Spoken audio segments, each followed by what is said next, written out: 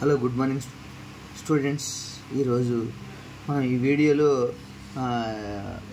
First order partial differential equations గురించి మనం discuss చేస్తున్నాం స్టూడెంట్స్. ఇందులో first order partial differential equations అంటే ఈ topic first order partial differential ఈక్వేషన్స్లో first order linear differential equations topic గురించి డిస్కస్ చేస్తున్నాం.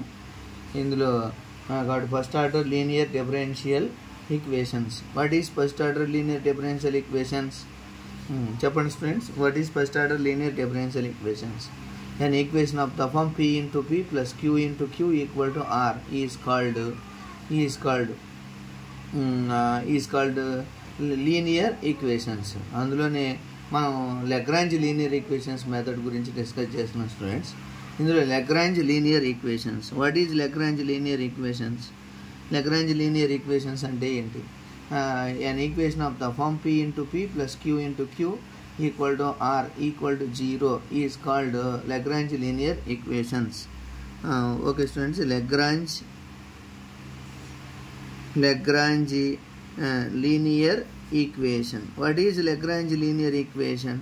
P into small p plus Q into small q equal to R is called Lagrange linear equation students.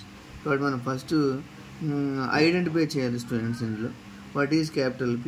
What is capital P? Capital P equal to x square and capital Q equal to minus y square and R equal to z of x minus y. Okay students, capital P equal to x square, capital Q equal minus y square, capital R equal to z of x minus y. మనం ఫస్ట్ ఈ PQR values కనుక్కున్నాం. Next grouping find out చేయాలి students. Grouping, how to find grouping చెప్పండి. మనం grouping ఎలా find out చేస్తాం? Grouping ఎలా ఫైండ్ అవుట్ చేస్తామంటే formula dx by capital P and dy by capital Q and dz by R is called grouping method అంటాం students. కాబట్టి మనం ఫస్ట్ ఈ గ్రూపింగ్ మెథడ్లో ఏ వాల్యూ అయినా మనం తెలుసుకోవాలి. dx by x square equal to dy by minus y square and dz by R. R అంటే z of x minus y. Okay students, R equal to ఎంత? z of x minus y. First మనం ఇక్కడ ఏం చేయాలంటే grouping apply చేస్తాం. అంటే 1 దీన్ని 2 దీన్ని 3 అనుకుంటాం.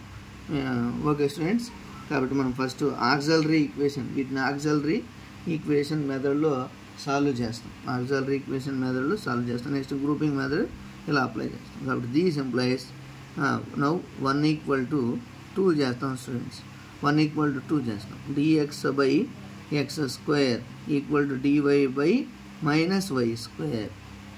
Now these implies x power minus 2 dx equal to minus y power minus 2 dy. Integration ఇక్కడ ఎగ్జిస్ట్ అవుతుంది స్టూడెంట్స్. ఇందులో ఎగ్జిస్ట్ అవుతుంది. Here integration is exist. Then apply integration formulas and find general solution. Okay, integration on both sides.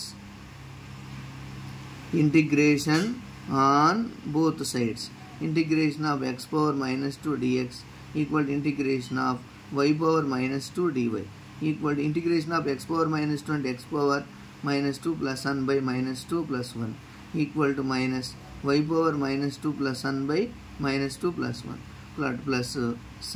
These implies x power minus 1 by minus 1 equal to minus y power minus 1 by minus 1 plus c. Okay students, but -1 cancel అయిపోద్ది.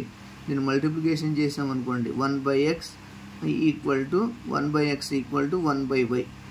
1 by y అంటే minus 1 by x అని రాయొచ్చు, -1 by y plus c. This implies ఏమొస్తుందంటే minus cancel -1 by x ప్లస్ 1 by y equal to c అంటాం. This implies 1 by y minus 1 by x equal to c, and these implies this is the first solution. Okay, next students మనం ఇందులో ఏం find out చేయాలంటే second grouping find out చేస్తాం. This is the general solution of above equation. Next మనం second సొల్యూషన్ని మనం find out చేయాలి. Second solution find out చేయాలంటే first మనం ఇక్కడ ఒకసారి కానీ అబ్జర్వ్ చేస్తే సపోజ్ మనం ఈక్వల్ చేసామనుకోండి, ఈ 2, 2, 3ని ఈక్వల్ చేస్తే పాసిబుల్ అవ్వదు. కాబట్టి ఈక్వేషన్ అనేది పాసిబుల్ అవ్వదు. మనం మళ్ళీ ఒకసారి dx/x². నెక్స్ట్ దీని మల్టిప్లయర్స్ ఉపయోగించైనా 0 అయ్యే ఛాన్స్ లేదు. కాబట్టి మనం ఇప్పుడు ఏం చేస్తామంటే అలా ఫార్ములా అప్లై చేస్తాం. dx minus dy by x² minus y² లేదా dx plus dy equal add చేసాం అనుకోండి స్టూడెంట్స్, ఈజీగా ఆన్సర్ వచ్చేస్తాం. కాబట్టి dz by x minus y. కాబట్టి dx plus dy by x² minus y² అంటే x minus y into x plus y equal to dz by z into x minus y. x minus y cancel. This implies dx plus dy by x plus y equal to dz by z. కాబట్టి మనం ఇప్పుడు ఒకసారి observe చేసి దీన్ని ఎలా d of x plus y by x plus y equal to dz by z. Okay students, dz by z వచ్చేసింది. కాబట్టి ఇప్పుడు మనం ఇంటిగ్రేషన్ ఫార్ములాస్ని అప్లై చేయొచ్చు.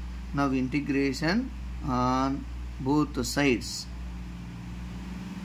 Now integration on both sides. Integration of derivative of x plus y by